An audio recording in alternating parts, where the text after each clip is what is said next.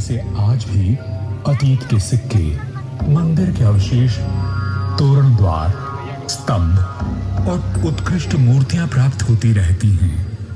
मंडोर संग्रहालय में प्राचीन, जैसे मैंने अपने जीर्ण अवशेषों में अनेकों गाथाएं संभाल रखी हैं। अरावली की पहाड़ियों से घिरा मंडौर नगर मांडव्य ऋषि की तपोभूमि था और इसका प्राचीन नाम मांडव्यपुर था। महाभारत काल में यहां नागवंशियों ने राज किया और फिर गुप्त वंश ने इसे अपने बाहुबल से जीता। चौथी व छठी शताब्दी में हुनों का आगमन हुआ तथा परमारों ने इनके वैभव को बढ़ाया। मारवाड़ का विस्तार सबसे अधिक परमारों की समयावधि में हुआ और उस समय मारवाड़ को नवकोटि मारवाड़ भी कहा जाता था। तो 7वीं शताब्दी में प्रतिहारों ने यहाँ अपना साम्राज्य स्थापित किया और यहाँ के वैभव को बढ़ाया।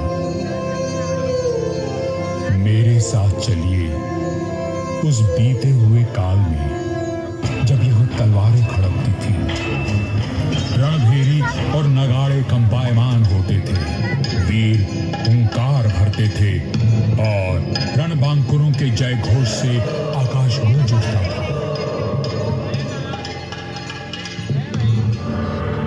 सन 1394 ईस्वी परिहारों की शक्ति अस्त हो रही थी। गुजरात के सूबेदार जफर खान ने दिल्ली की कमजोर सल्तनत के चलते मंडौर और नागौर को अपने कब्जे में ले लिया था। अब मेरी चार दीवारी में परिहार नहीं, तुर्क आ बसे थे। जफर खां का हाकिम ऐबक खां मंडौर दुर्ग का किलेदार था, जो आए दिन अपनी क्रूरता का प्रदर्शन करता रहता था। पीड़ित किसान मंडौर के इंदा परिहार के प्रधान वीर राव हेमा गहलोत के पास मदद के लिए पहुंचे। राव हेमा जी, ये तुर्क हमसे मनमाना लगान वसूल करते हैं। आए दिन हमारी गायों को चुरा कर ले जाते हैं और अब अपने घोड़ों के लिए घास से लदी गाड़ियां मांग रहे हैं। हम तो बर्बाद हो जाएंगे। अपनी शक्ति पर इतना अभिमान कि उसे दीन किसानों पर आजमा रहा है। भैरों जी की सौगंध, जुल्म करने के लिए अब ऐबक खान जिंदा नहीं बचेगा।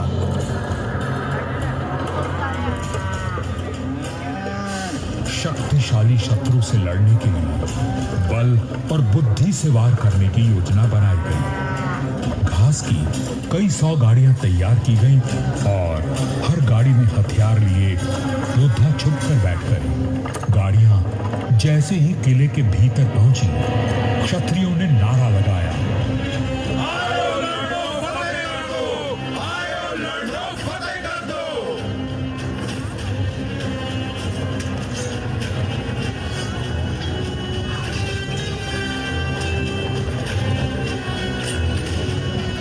इस अचानक हुए प्रहार से तुर्कों को संभलने का अवसर भी न मिला। वीर हेमा गहलोत, समर शूर राव चुंडा राठौड़ और मारवाड़ के वीरों की प्रतापी तलवारें लहराईं तो शत्रुओं के सिरों के ढेर लग गए।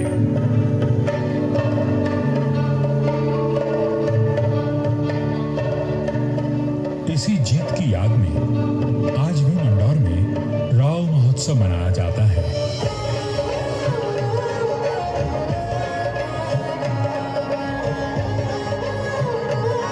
हर वर्ष होली के दूसरे दिन निर्भीक, साहसी हेमा गहलोत और सभी वीरों को याद किया जाता है और बाबा भैरूनाथ जी की पूजा की जाती है, जिनके आशीर्वाद से वीर विजय हुए थे।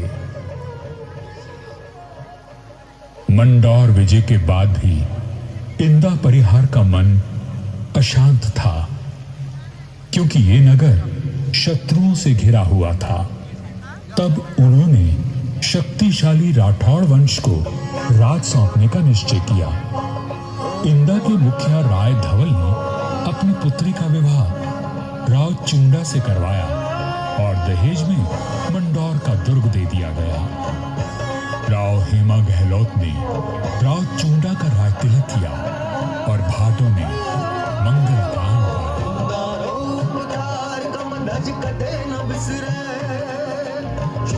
चवरी चाड़ दी मांडो वरदाए जे इंदारो पुकार कम नज कदे न बिसरे चूंडो अपने चवरी कौशल और सामरिक सूझबूझ का परिचय देते हुए राव चूंडा ने अपने साम्राज्य को बढ़ाया और मंडौर को मारवाड़ की राजधानी बनाया। 1423 में नागौर के युद्ध में राव चूंडा वीर गति को प्राप्त हुए और उनके पुत्र कान्हा के बाद राजदंड राव रणमल ने संभाला।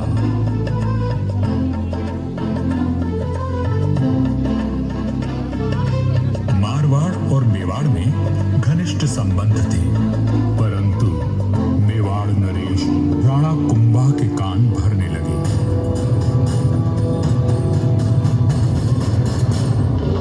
मुझे राव रणमल की नीयत ठीक नहीं लगती राणा। वो आपका राज हड़पना चाहता है। वह सिर्फ एक पक्ष को देखते हैं, दूसरे पक्ष से तो उनका कोई मोह नहीं। एक मधुर संबंध में संशय और अविश्वास का विष घोल दिया गया था। 1438 ईस्वी में राव रणमल अपने पुत्र जोधा के साथ चित्तौड़ के दुर्ग में था। रणमल को किसी षड्यंत्र का आभास हुआ और उसने बेटे जोधा को किले से बाहर भेज दिया। पिता की आज्ञा मान जोधा चित्तौड़गढ़ की तलहटी में पहुंचा।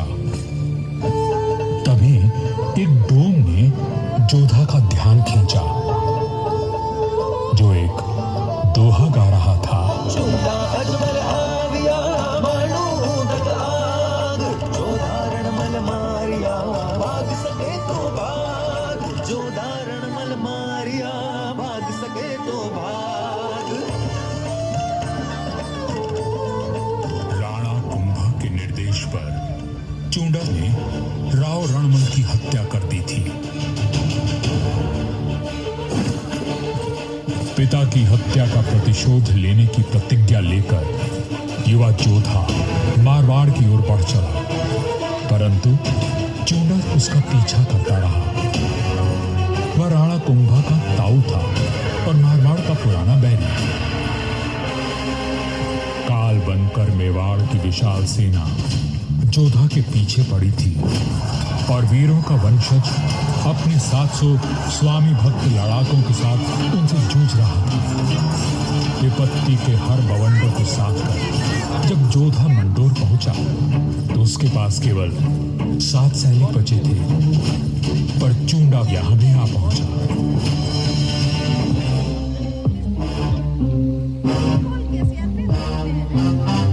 चूंडा बोला, मंडोर किले का कोना कोना छान मारो। रणमल ने मेरे भाई राघव देव को मरवाया था, मैं उसके वंश का नाश कर दूंगा। हुजूर, जोधा जांगलू प्रदेश की ओर भाग गया है। आप कहें तो उसका पीछा करें। रहने दो, वहां रेतीले टीलों में भटक कर वो खुद ही मर जाएगा। तुम राणा कुंभा के पास संदेश भिजवाओ, मंडोर पर अब हमारा राज है। पिता की निर्मम हत्या की पीड़ा और राज खो देने का अपमान लिए जोधा भटक रहा था।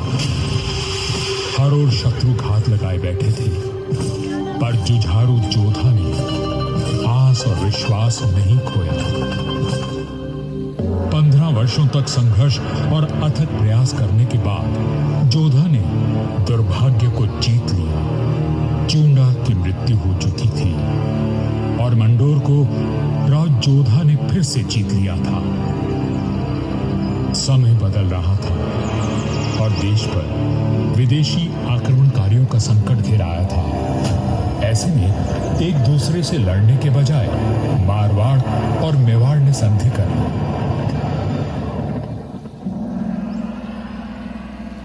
पर दूरदर्शी राव जोधा को कोई चिंता खाए जा रही थी और उस चिंता का कारण मैं यानी मंदौर का दुर्ग था। किस सोच में डूबे हैं राव जी? अपने आसपास देखो, क्या दिखता है?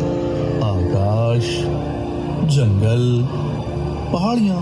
ये पहाड़ियां ही मेरी चिंता है।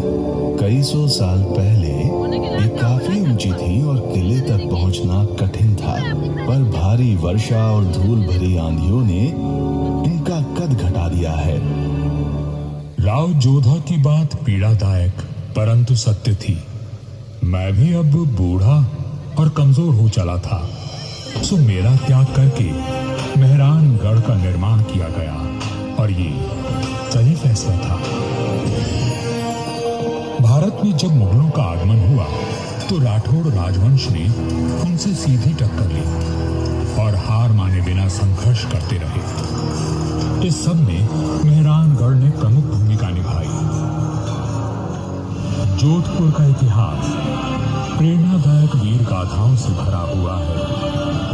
त्याग और देशभक्ति के कीर्तिमान स्थापित करके इतिहास में अमर हो जाने वाले वीरों ने जोधपुर का सर सदा ऊंचा रखा है।